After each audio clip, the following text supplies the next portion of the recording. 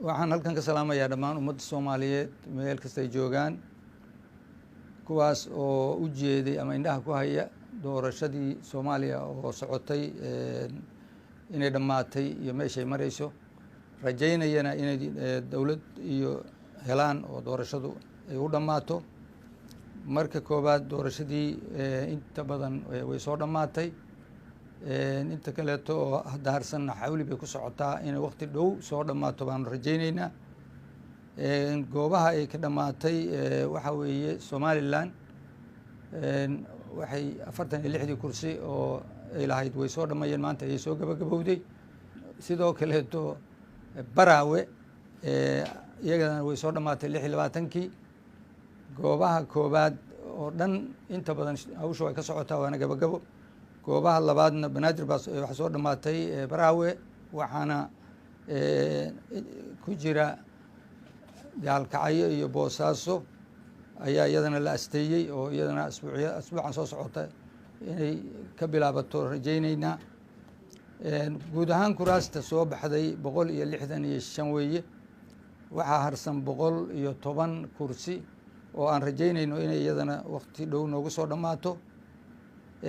guddiga doorashooyinka heer federaal iyagoo ilaalinaya habraaca gudanayana shaqooyinkooda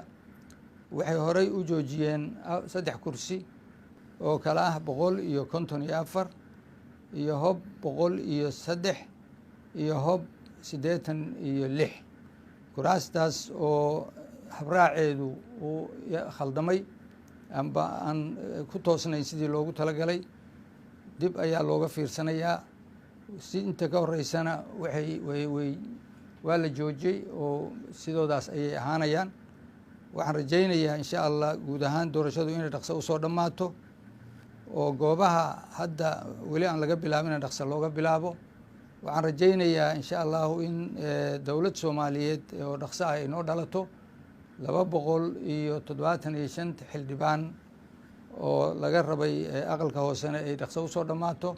siday markii horeba 54 aqalka sare hore ugu soo dhamaatay halkaasna ay ka dhalato dawlad Soomaaliyeed aad baan idin salaamayaa dhammaan ummadda Soomaaliyeed meel ay joogaan waxaan rajaynayaa inaad kala socon doontaan page-ka waxaan kaleeto rabaa in cadeeyo page-kii horey u carqaladoobay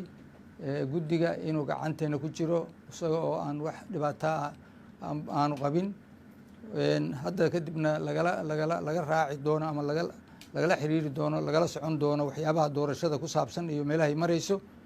aad iyo aad baan idin salaamaya. Assalaamu calaykum waraxmatullaahi wabarakaatu.